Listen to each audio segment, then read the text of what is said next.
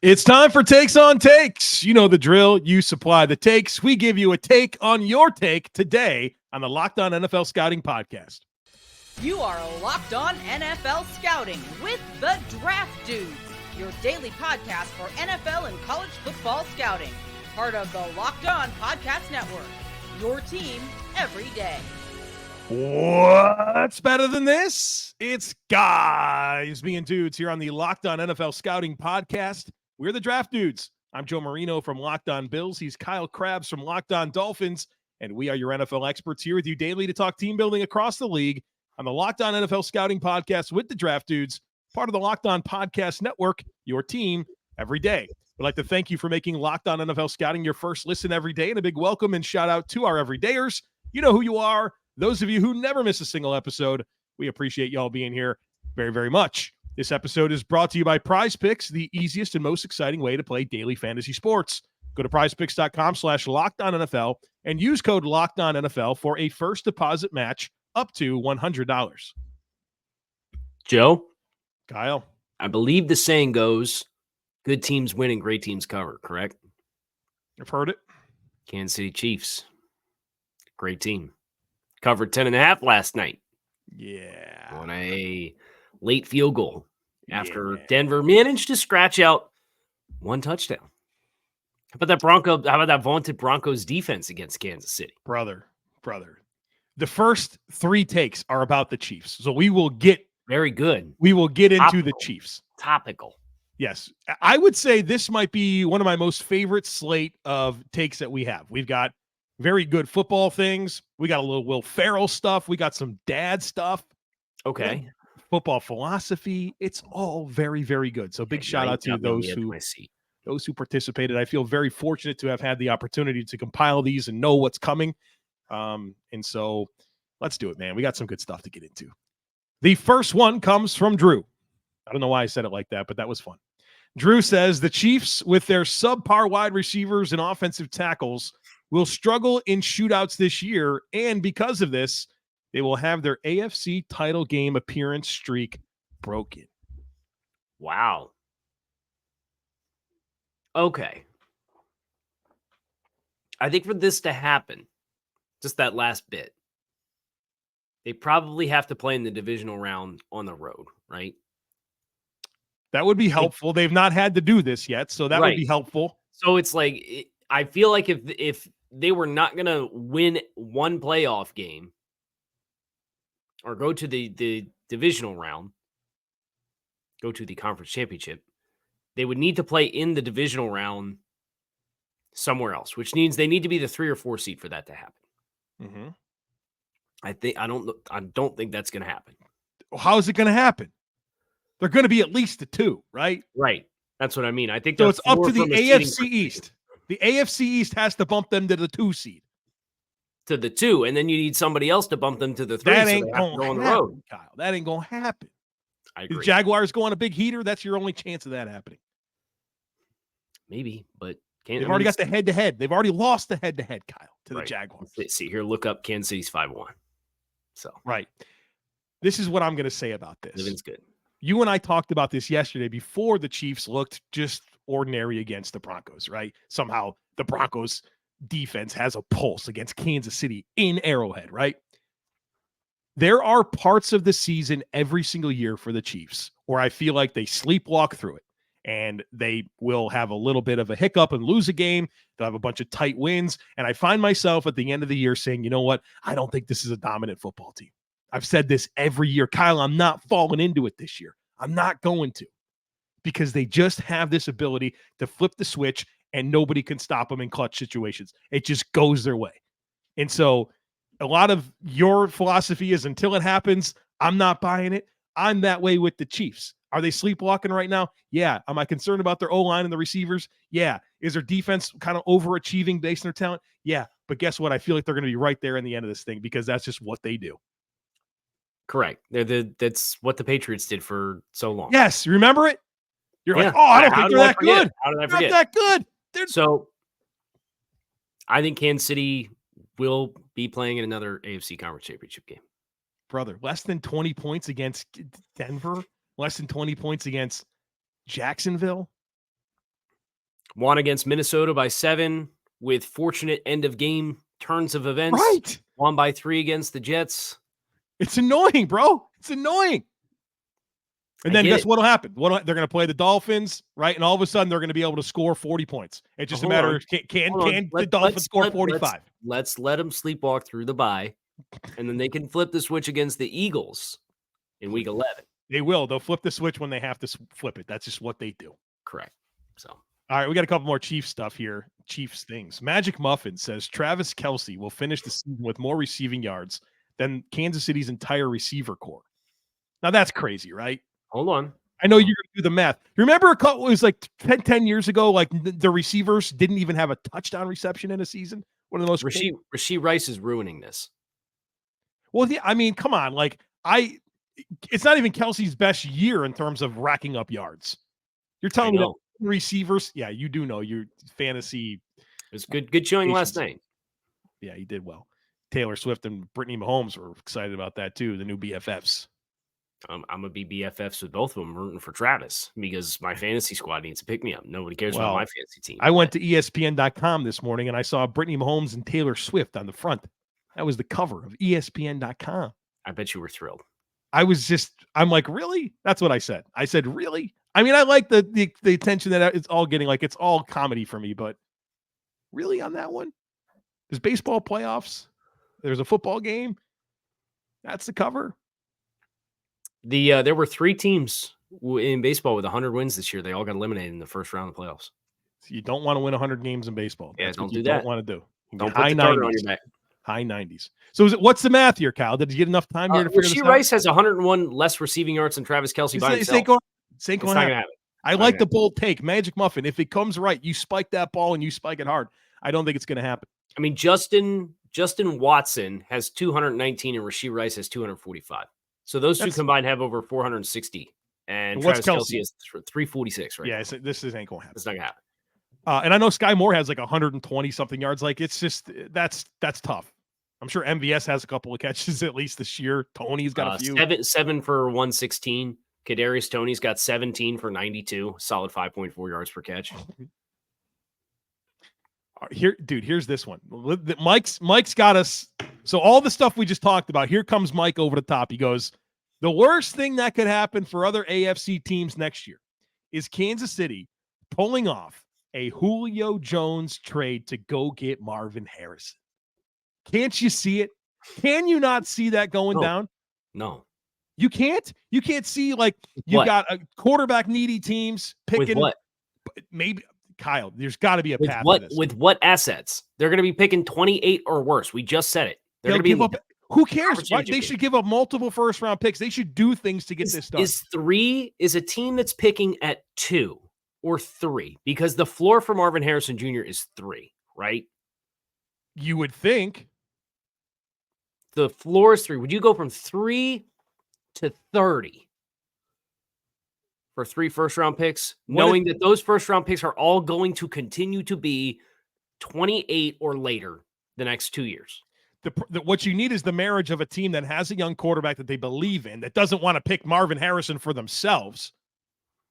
Or, like there's a lot that has to go right. But the point that he's making, this is to be the worst thing that could happen for the AFC is this going down. It would be. It's unlikely. If there's a team, if the Chiefs are willing to offer 3 ones to go up, I promise you, somebody that's picking higher than the Chiefs who isn't going to be playing in the conference championship game every single year is probably going to offer a similar package, and they're going to have to go half as far down the draft order as what you would to trade with Kansas City. So you're saying they don't have enough. This ain't going to happen. It's not going to happen. They do not have the ammunition to make it happen. Phillips got one here that I just disagree with big time. Phillips says Will Ferrell is highly overrated. His best films are the ones where he isn't the main character. Joe cashes the Built Bar bet this year on the Texans. Kyle, I don't think this is a good take. From 2003 to 2013, Will Ferrell had banger after banger where he was the lead character. Old School, Elf, Anchorman, Kicking and Screaming, Talladega Nights, Blades of Glory, Semi-Pro, Step Brothers, The Other Guys, and The Campaign. Are you kidding me? That's a 10-year stretch of comedy gold. And there's probably some movies that people liked that I didn't particularly care for that I didn't mention there. whether it's So Get Hard. You mentioned Step Brothers, Talladega Nights. I'm just looking at the IMDb right now. 2003 to 2013 Will Ferrell is as good of a comedic stretch as you're ever going to see in the history of the world.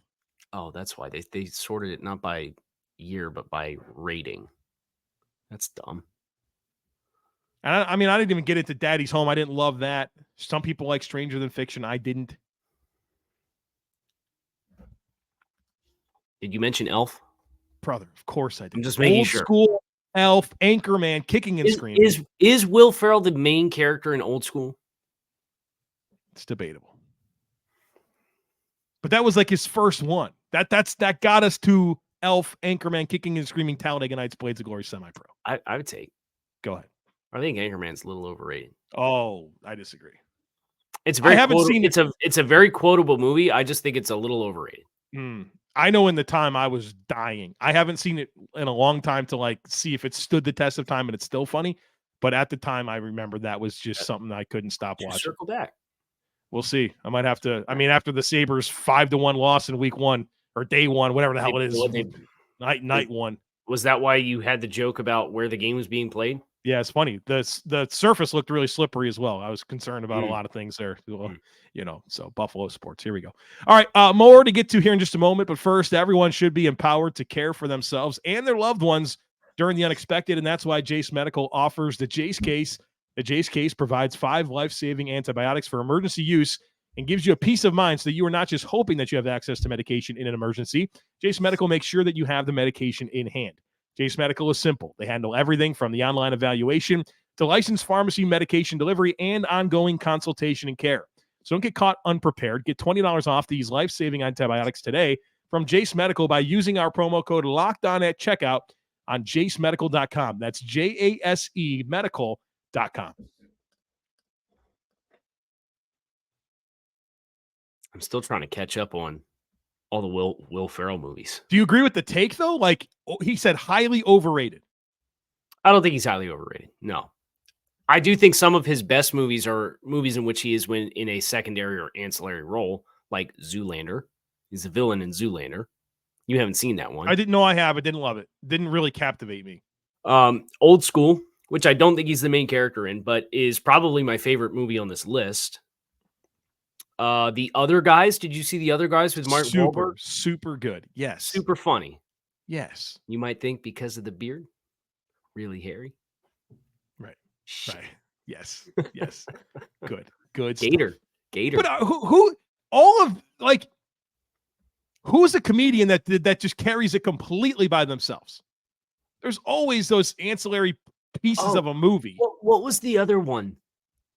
The one that I think is really underrated. Land of the Lost? See, you like that movie. I hated it. Really? Yeah, I hated it so much. Got Danny McBride's in it. So dumb. I can't. I strongly disagree, but that's okay. Did you know Will Ferrell was also in an Austin Powers movie? I did because I researched that a little bit this morning. Yeah. Okay. So you that was the rant. You'd warn me. No, it's coming in this segment. It's coming in this segment. Oh, yeah. Okay. Well, let me put Will Ferrell away and let's go. Yeah. Let's keep moving. Matt says there is not a single team in the NFL that should trade for Kirk Cousins, especially not the Jets. I'm inclined to agree with this because he's in a contract year. And if you're in a position to trade for a quarterback, like Atlanta, they're the one team that I think you could make a compelling case for. But you don't have to give up more for Kirk Cousins than you did Aaron Rodgers, right? Isn't that the parameters are at least? Don't you go to that if you're having that conversation? It's the Aaron Rodgers trade to an extent. Contract year. Well, right? you would sign him to like a 2-year, $100 million extension or something like that, right? Wouldn't that be part of the trade? You're the Atlanta Falcons. What would you offer for Kirk Cousins? I'd offer 2 second-round picks. I'd probably get it done. I was prepared to offer 3. 2 second-round picks. Here's 2 years, $100 million, fully guaranteed. Let's go compete in the NFC. We got a defense. We got skill players. We got an offensive line. Our quarterback's going to hold us back. I do it. As Atlanta. Yeah. What other teams make sense, though? That's where I get the list is not very long of where I think it makes sense. There's a lot of quarterback needy teams, but not a lot of quarterback needy teams that need Kirk Cousins. They need like a young guy, like an answer long term. Right.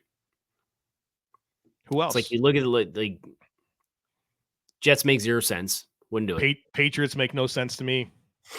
Tennessee makes no sense. They're an interesting one because they have a reason to be desperate short term, but Kirk Cousins not going to get you where you want to go. No, if I'm Robert Kraft, I'm nixing that all laugh day. About everybody saying Tom Brady would come back out of retirement to play for the Patriots. So, okay, Tom Brady would take one look at that team and say, kick rocks. Washington?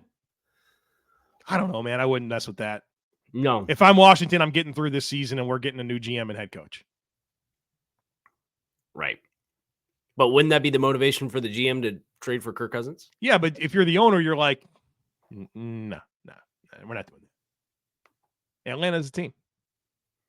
Atlanta would be the one team. All right, next one here is from Josh, who says right tackle is the third most important position on offense behind quarterback and left tackle. Most teams have multiple capable pass rushers, and unless you have a true alpha dog wide receiver one, wide receivers are somewhat of a dime a dozen. Getting movement in the run game and ensuring protection for franchise quarterbacks is more significant. So the top three positions on an offense: quarterback, left tackle, and right tackle. I think there's a lot of merit to what he's saying. Like there's no longer hiding your right tackle, right? A right tackle only. He can power block in the run game, but he's a statue in pass protection. Like that doesn't work anymore because there's good pass rushers that come on both sides. Right. But is it the third most important position on an offense? And he does give the caveat of unless you have a true alpha dog wide receiver one. So if you make it very practical, in my world, I'm not trading Spencer Brown for Stephon Diggs. I'm not telling you that's more important, you know what I mean, type situation. So I think that's a good caveat. But in a vacuum. I think in a vacuum, you would want a stud wide receiver one before you want a right tackle. I agree. So we disagree. But I kind of get what he's getting after. Yeah, I understand what he's getting at if you have finite resources and you can't guarantee that to be the case. This next one's from R Sizzle, and I have to defend myself. This is not the rant that's coming next. R Sizzle says, dad take. And we got another dad take coming up later. I love the dad takes. Joe not being into Bluey is unacceptable. It is in the top tier of programs aimed at young audiences and families. But here's the thing is I'm not anti-Bluey. My daughter just doesn't gravitate towards it. So because of that, we don't play it. You know what I mean? Like that's just the way that it is. Not that I don't like Bluey. Bluey's phenomenal. I don't know, Kyle, are you good here? I have no comment. All right. But can you defend my honor that it's not like you're... No. Well, you think that I should force this on my household? Mm-hmm. Wow. Okay. All right. A lot of valuable lessons to be learned. Right. But if my daughter's not going to sit there and watch it, we're not going to try to force it. They got to go the Goofy movie route. She doesn't move the needle for her. Well, I'm not talking about the Goofy movie. In the Goofy movie, Pistol Pete, the big version of Goofy, they're working at a photography stand at the beginning of the movie, and they're trying to get a baby to sit still for photos. And Goofy's really good with the kids, and Pete's not. So Pete takes a thing of Velcro and puts Velcro on the baby's butt, and then Velcro where they want the baby to sit for the picture. And he sticks the baby on the Velcro. And the baby's trying to crawl away, but it can't because it's got Velcro on its butt. So you got to do that with your daughter and put Bluey on the TV. Yeah. All right. We'll give that a shot later on today. Dolphins craze. Here we go. Dolphins craze. I like Dolphins craze. I don't like this take though. Dolphins craze says it is so clear that having an offensive-minded head coach is good for your young quarterback. You can luck into a good offensive coordinator, quarterback coach, but it isn't sustainable because they can get hired away easier. Look at Tua, Lawrence, Hurts. Fields and Pickett are having a disservice done to them with their coaching staffs. To go along with this, I have a prediction that Ben Johnson will be hired by New England when they push out Belichick, and they are most likely to get any quarterback that he wants from the draft. All right, I don't think Ben Johnson's going to go to New England. So there's that, unless they have the number one pick, and he gets to pick the GM. I understand the whole offensive-minded head coach, and it's more likely that you're going to keep your offensive coaching staff intact, and I recognize how valuable that is to a young quarterback. But let me give you some data. The longest tenured NFL head coaches, 9 have been with their team going into this season. So this season doesn't count because it's not complete. 9 have been with their team for 5 or more seasons. There's 9 coaches going into the season that have been with their team for 5 or more seasons. It's the upper quartile. Belichick, 23 seasons. Tomlin, 16 seasons. Harbaugh, 15 seasons. Carroll, 13 seasons. So the top 4 longest tenured coaches in the NFL are not offensive-minded. Then you have Andy Reid, 10 seasons. Sean McDermott, 6 seasons. Oh, a defensive-minded coach. So there's 5 of the top 6. McVay and Shanahan, 6 seasons each. And then Vrabel at 5 seasons. Don't you feel like there's a little... Go ahead. 6 of the top 9 longest tenured coaches are not offensive-minded. Then from there, only 3 of 9 NFL head coaches. I've already said that. Here's the other interesting thing. In 2022, the NFL coaches that added the most win probability to their team based on in-game decisions, so 4th downs, 2-point conversions, first half timeouts, second half timeouts, and delay a game. Nick Sirianni, number 1 at 70.5%. Great for him. Offensive-minded. Sean McDermott, number 2, 51.6%. Number 3, Dan Campbell, 45.2%. So 2 of your top 3 are offensive-minded. Then your next 3 are defensive coaches or non-offensive-minded. Brandon Staley, Matt Eberflus, John Harbaugh. Nobody else is above 21.1%. Harbaugh was at the bottom of that at 29.8%. Only 2 of the top 6 there that added 30% or more win probability were offensive-minded coaches. I see what people are saying with this. And you bring up Tomlin. Was Tomlin a detriment to Ben Roethlisberger?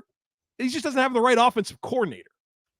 I think this is such a narrow-minded site. Like, I don't understand it. There's no data that tells me that this is true. So as far as the win probability thing, don't you think is that correlation or causation? Is that because those are all analytic department-driven game day decision groups, which we know majority of them to be? As compared to just offensive or defensive?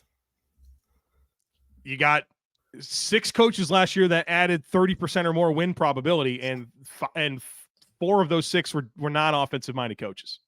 And then as far as the longevity that doesn't exist with offensive-minded head coaches when there's more of them? Well, yeah, I think you referenced the longest tenured guys, and I don't know that I don't know that I buy that in today's league either, because they are not of this generation of the game. Right? Like, what is this generation of the game is 4 years old? Tomlin was hired in 2007. Yep. And Ben Roethlisberger had 3 seasons with Bill Cowher before Mike Tomlin was his head coach. So the point that people are making is that you have a more likelihood to have sustained coaching with your quarterback. It's not true. It's not happening. Of course, the guy who flew completely against the grain of trends across the league and retained his entire coaching staff for 6 years with Josh Allen thinks that. 4 years. They had a top 3 scoring offense without Brian Daboll, who has had 0 success outside of Josh Allen. He's never had a top half of the league scoring offense without Josh Allen. I understand that. But I'm saying Buffalo, would you not agree that Buffalo is not the anomaly with what they were able to do to retain their coaching? They certainly look like that, but there's other success. If it was just the Bills, I can accept that. Is Demeco Ryans? Oh, what a horrible choice. Demeco Ryans for the Texans, defensive-minded. No chance for C.J. Stroud. Are we talking about that right now? No. But the problem is, what happens to C.J. Stroud if Bobby Slowick gets a head coaching job in 2 years? Then you hire another offensive coordinator. Right, but then that's where this conversation becomes relevant. It's not relevant now. It's relevant when the who are these coaches? Staff comes. Who are so we've seen it with Herbert. We've seen it with Josh Allen. Has the offensive coordinator switch just completely derailed their careers? I don't get it.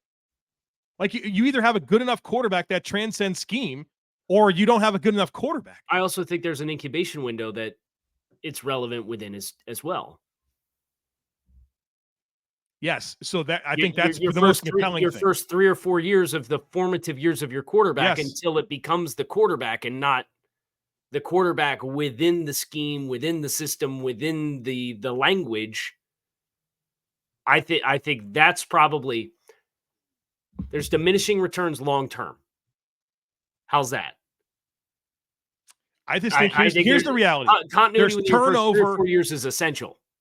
Turnover happens at a ridiculous rate It does, with yes. offensive coordinators in the NFL. At a ridiculous rate. Nobody has sustainability there. Nobody.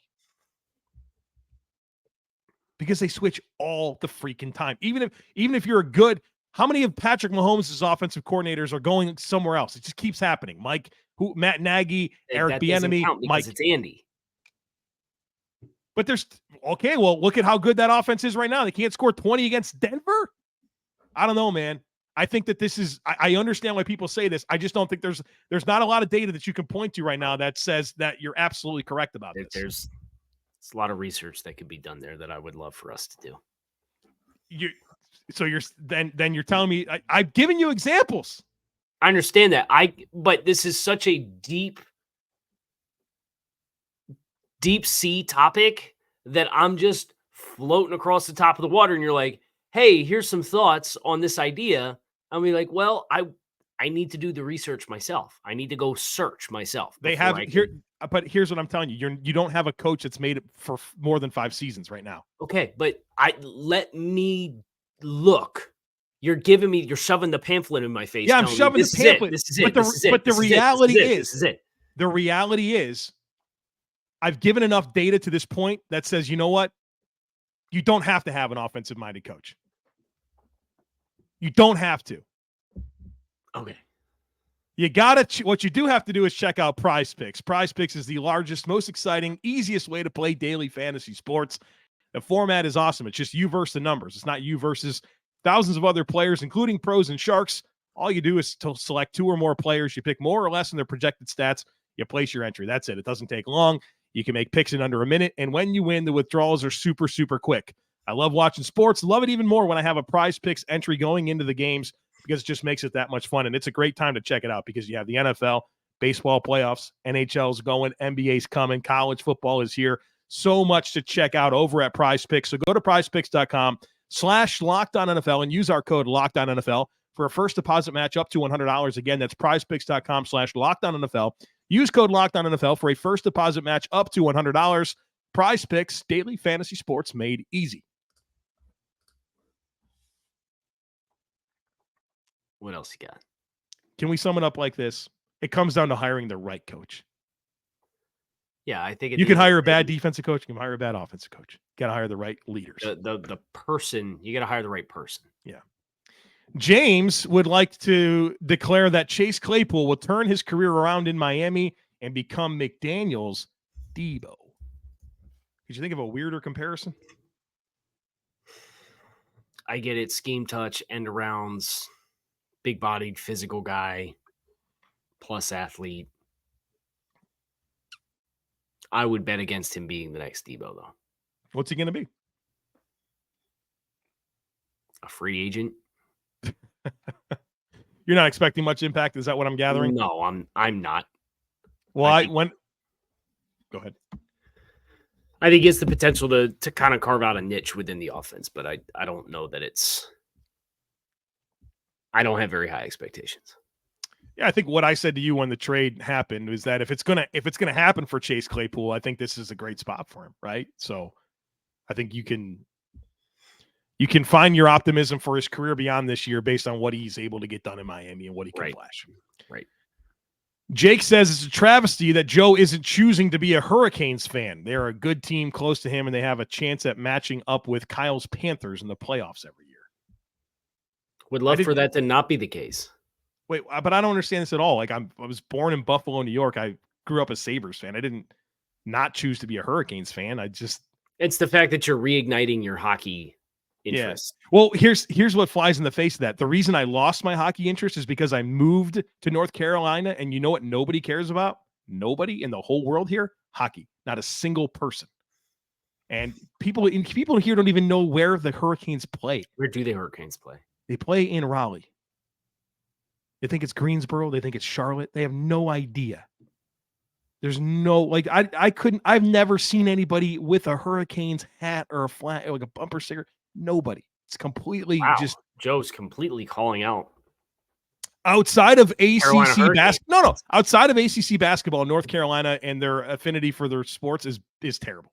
It's terrible. And I know that they haven't given them a whole lot to care about, and that it's a city and really a state of transplants. I get that. But if it's not Duke or Carolina, there's just not a whole lot of passion out there for what's going on. Leighton says Brian Flores supplants Bill Belichick in New England after the season with Josh McDaniels as his offensive coordinator. That's a fun outcome. I doubt it, but that's a fun outcome. Don't you feel like Robert Kraft would want to sign up for like something different? You would think. And if they were going to go with defensive Patriots assistant, it'd probably just be Gerard Mayo, right? You'd think, except for you get the experience component with Brian Flores, who's had a couple of winning seasons, right? Overachieved. Yep. Hope he likes his quarterback. That's always helpful, right? Connor with some spice here. He says the Vikings offense is too focused on Justin Jefferson, and they are a more balanced offense without him. You ever watch the Vikings offense and thought to yourself, you know what I think would make this team better is if they threw the ball to Justin Jefferson less. That'll make them better for sure.